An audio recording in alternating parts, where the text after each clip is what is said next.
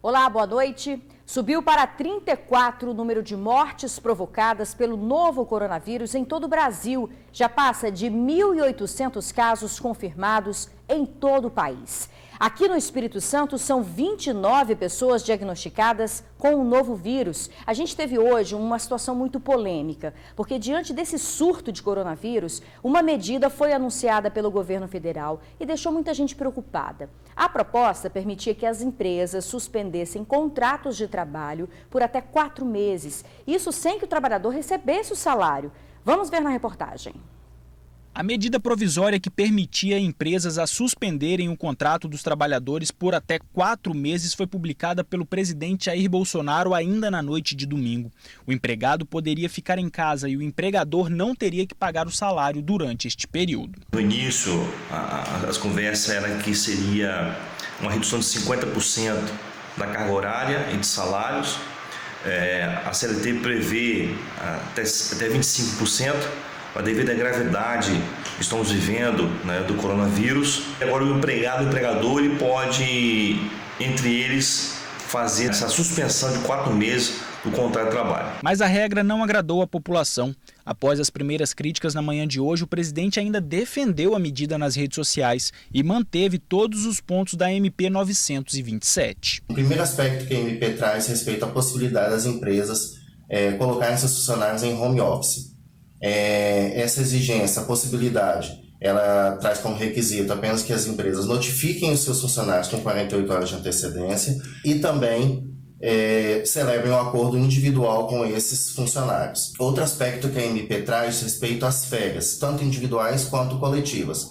Elas podem ser antecipadas. Se o funcionário trabalha lá há 3 meses, mas a empresa quer antecipar suas férias, ela pode antecipar. Outro aspecto que a MP traz é a possibilidade de antecipação dos feriados nacionais, estaduais, municipais e distritais, como forma de compensação dessa jornada que não está sendo executada nesse momento. O senador Fabiano Contarato foi um dos críticos. Para o capixaba, a medida tira direitos do trabalhador e dificulta a vida das micro e pequenas empresas. Depois de muitas críticas da população e do setor político nas redes sociais e de parte da imprensa, o presidente retirou o artigo mais polêmico da medida provisória, que permitia a suspensão do contrato de trabalho.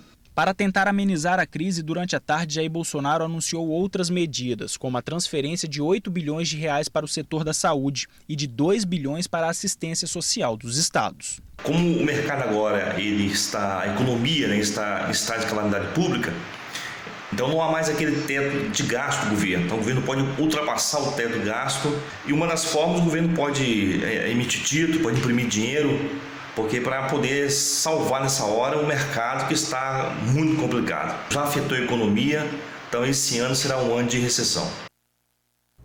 Ainda bem, né, que o presidente voltou atrás, porque a gente sabe que vai ser um momento difícil, vamos ter uma crise econômica grave, mas essa medida realmente ela é muito drástica e ia causar muito pânico. Gente, teve também fiscalização para verificar se os comércios que não são essenciais estavam abertos hoje. A ação foi feita pela Polícia Militar. Um bar foi fechado na Serra.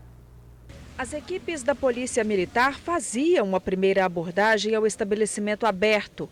Em seguida, a Vigilância Sanitária dava as orientações para o proprietário sobre o decreto estadual que determina o fechamento do comércio. A operação aconteceu por volta de 4 horas da tarde, horário em que lanchonetes e restaurantes já deveriam estar com as portas fechadas. O dono deste bar em Felrosa obedeceu à orientação dos agentes e fechou. Ele aprovou a iniciativa. Eu estava mal informado. Eu fiquei muito satisfeito agora dessa comitiva vir aqui e nos falar o que está acontecendo. O não cumprimento do decreto por parte dos comerciantes pode gerar penalidades. Vai dar uma advertência. Logo em seguida, se o insistir permanecer aberto, vai advertência, posteriormente vai haver uma notificação, multa. Caso nada disso, o comerciante não obedeça, vai ser feito o quê? Nós vamos agir de forma mais contundente, nós faremos a condução do mesmo por desobediência. A previsão é que o comércio permaneça fechado até a primeira semana de abril. Além dos estabelecimentos com serviços essenciais como as farmácias, os restaurantes e lanchonetes podem funcionar até às 4 da tarde. Mas aqui em Laranjeiras, por exemplo, este restaurante nem abriu as portas. Já do outro lado da rua, os responsáveis por aquele self-service disseram que o movimento caiu cerca de 70%. A gente só está atendendo um público fechado, né, no caso farmácia, empresas privadas. Uma das meninas fica na porta, higienizando a mão de quem entra, né? Todo mundo quando vem aqui vem de máscara, pergunta se tem muita gente no restaurante, aí entra. Se tiver uma quantidade de pessoas a mais, eles não entram. Além disso, o decreto publicado pelo governo autoriza o funcionamento de empresas que fornecem alimentos no formato delivery. Na prática, o objetivo é manter as pessoas em casa e evitar aglomeração em espaços públicos. Olha, em caso de descumprimento da medida, a ouvidoria do município deve ser chamada. Se não funcionar, aí é a Polícia Militar. As multas variam de R$ 2.000 para infrações mais leves a R$ 1,5 milhão para casos gravíssimos. Agora sim, nós vamos chamar o repórter Vitor Zucolotti, que tem as informações sobre o coronavírus aqui no estado. Boa noite, Vitor. São 29 casos confirmados, não é isso?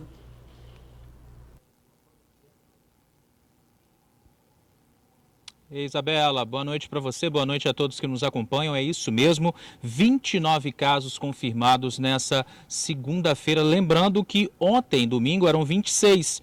O pessoal de casa pode achar pouco, né? 3 novos casos, mas é um número que preocupa, assim, se a gente, né, observar o panorama no Brasil. Já são 34 pessoas, 34 mortes por conta do novo coronavírus, principalmente ali na região de São Paulo, a região sudeste, inclusive, na realidade, já é 60% dos casos confirmados. E na questão de casos confirmados, houve aí um aumento de 22%, 1.800 casos. Até domingo, em todo o Brasil, eram 1.500 casos positivos. E por falar nessa questão aí de coronavírus, a gente fica muito querendo saber como é que, né, as novas medidas. Agora há pouco, o governador do estado, Renato Casagrande, ele fez uma live, né, conversou ao vivo, passando novas medidas, e ele foi indagado sobre a situação dos ônibus, né? A gente viu que os ônibus estavam lotados e o governador disse que o momento é atípico. A população aí tem que tentar se readequar, né, mudar o comportamento, se perceber que o ônibus está muito cheio, esperar o próximo coletivo para poder embarcar, tentar ir sentado, não pegar esses ônibus lotados. Só que a gente vê, né, que tem muito trabalhador que depende de horário. Como é que fica essa situação?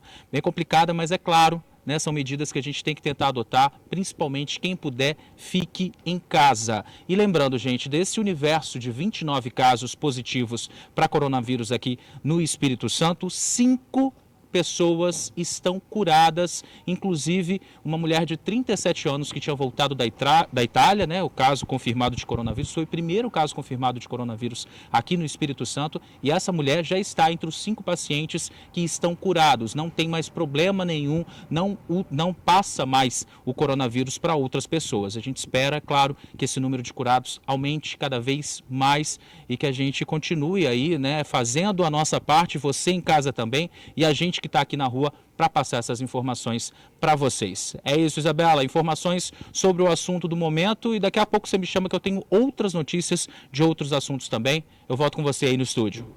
Obrigada, Vitor, pelas informações. Daqui a pouco você volta. Gente, durante a reportagem que a gente fez sobre a fiscalização, olha só o que a nossa equipe encontrou na rua. Este senhor veio caminhando tranquilamente pelas ruas do bairro Felrosa, na Serra. Você observou bem a proteção que ele está usando? É uma máscara improvisada que ele mesmo fez com garrafa PET. Isso mesmo, gente. Ele cortou uma garrafa de plástico, colocou no rosto para se proteger do vírus. No mínimo curioso, né? Ele disse que aprendeu na internet, quando chega em casa ainda lava com água e sabão para usar de novo essa máscara dele improvisada. Impressionante a criatividade do brasileiro, né? Olha, mas a orientação dos médicos continua sendo a mesma, de não usar qualquer tipo de máscara se você não tem sintomas da doença. No noroeste do estado, uma medida mais drástica foi tomada lá em Marilândia. A prefeitura teve que retirar 50 bancos de concreto da principal avenida da cidade. É que há orientação de isolamento social, mas os idosos não saíam das ruas, ficavam ali aglomerados, conversando. E mesmo após a retirada dos bancos, já teve gente que colocou, acredite, até cadeira na calçada. O município ainda não registrou casos da doença, mas a orientação é que todos, em todo o Espírito Santo e no Brasil, fiquem em casa para evitar a propagação do vírus. A seguir, a gente fala dos casos policiais. Uma mulher foi assassinada no interior do estado. Agora, imagens ao vivo para você do trânsito na Reta da Penha. A gente volta bem rapidinho. Estamos de volta e agora vamos às notícias policiais. Eu vou voltar a chamar o repórter Vitor Zucolotti, que tem informações de um assassinato que aconteceu no interior do estado. É uma mulher que foi morta, não é isso, Vitor? Onde aconteceu o crime?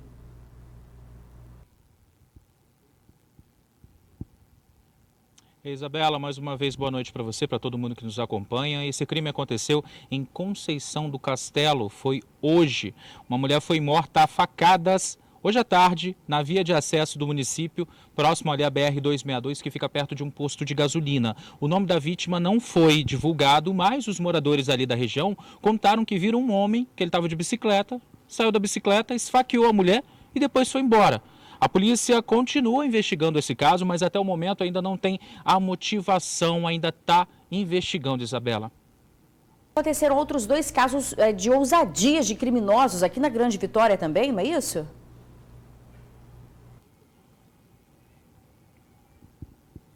É isso mesmo, Isabela. O primeiro foi um caso de perseguição, hoje por volta de 2 horas da tarde, mais ou menos. Um homem estava dirigindo ali perto do bairro Joana d'Arc quando foi abordado por 2 indivíduos que roubaram o carro dele e fugiram. Ali fugiram em direção ao centro de Vitória. Aí a polícia avistou esse carro ali no bairro Santo Antônio, na região de Santo Antônio, e a polícia deu ordem de parada, só que o homem que dirigia começou a atirar contra a PM, que revidou também.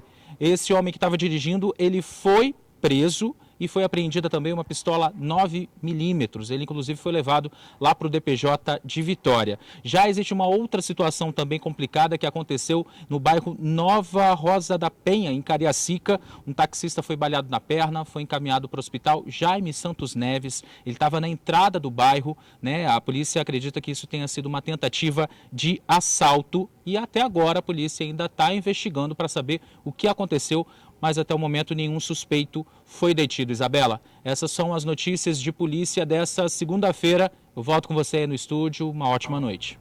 Obrigada, Vitor, pelas informações. Gente, começou hoje a campanha de vacinação contra a gripe e olha só o tamanho da fila que se formou no Santuário de Vila Velha. O pior, todo mundo muito pertinho uns dos outros. Justamente o contrário da recomendação de manter distância por causa da pandemia de coronavírus. Olha, por isso a Prefeitura de Vila Velha anunciou que vai mudar a forma como vai ser feita a vacinação. Os idosos vão receber a dose dentro do próprio carro. Já em outras cidades da Grande Vitória, o movimento à tarde foi mais tranquilo. Durante a tarde, a movimentação de idosos e profissionais da saúde que saíram de casa para tomar a vacina contra a gripe já era menor do que foi visto pela manhã. A Prefeitura de Cariacica disponibilizou apenas 4 pontos de vacinação. Por volta de 1 da tarde, o movimento já era mais tranquilo nessa escola do município. De hoje até o dia 15 de abril, nós temos mais ou menos um público, uma estimativa de 32 mil idosos e uns 8 mil profissionais de saúde. Hoje iniciou em 3 escolas. Realmente foi um acúmulo de pessoas, filas. E para evitar essa aglomeração de pessoas, a partir de amanhã nós estaremos abrindo mais 3 pontos. A escola João Pedro em Porto de Santana, a escola Valdice Alves em Cariacica sede e a PAI de Campo Grande. Na Serra, pessoas mantendo a distância na fila e nada de aglomerações. O município disponibilizou vacinas em todas as unidades de saúde e ainda criou pontos extras para atender a população, como aqui no Parque da Cidade. Temos 41 pontos de vacinação na Serra, começando hoje essa campanha de vacinação contra a gripe.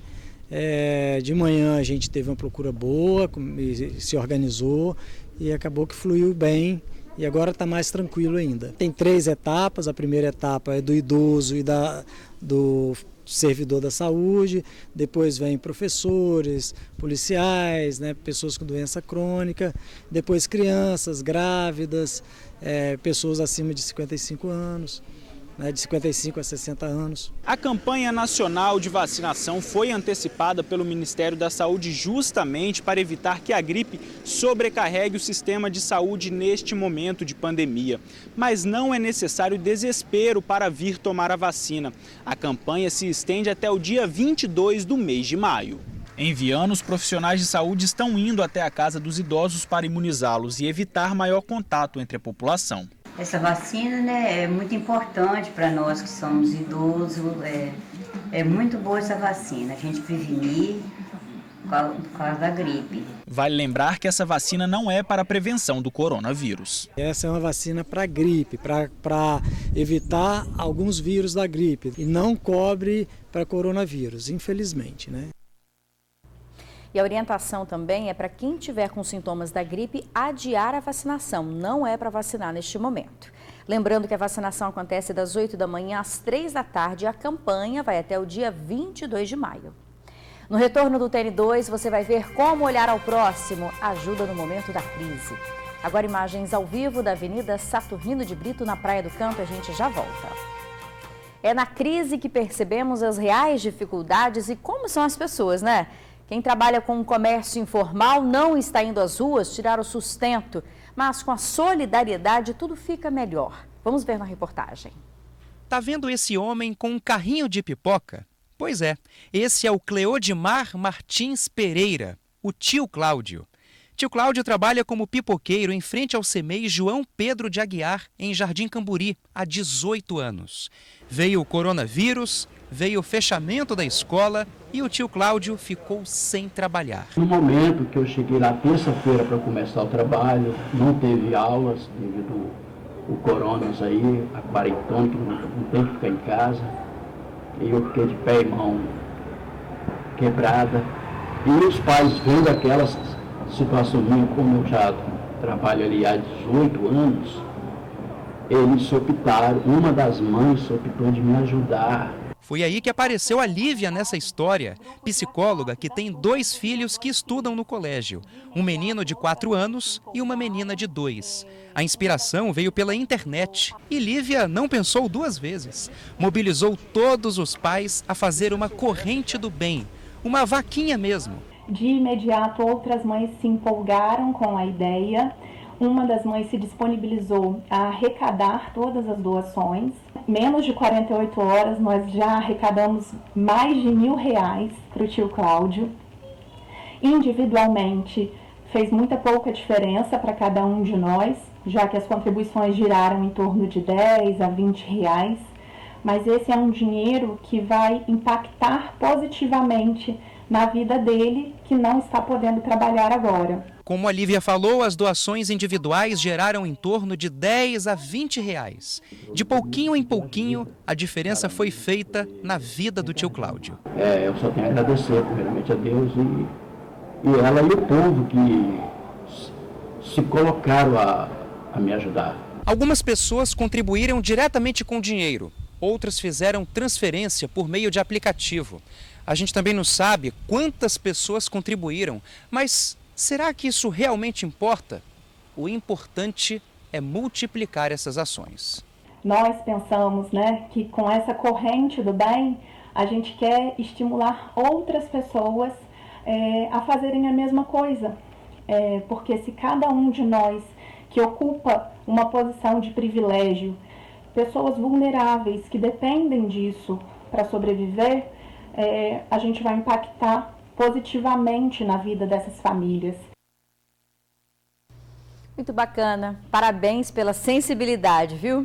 O tio Cláudio falou que essa ajuda vai cobrir as despesas da casa por um mês. Ele mora com a esposa, tem 2 filhos e, como tem 56 anos, ainda não tem direito à aposentadoria por idade. Que essa ideia se espalhe aí pelo Espírito Santo.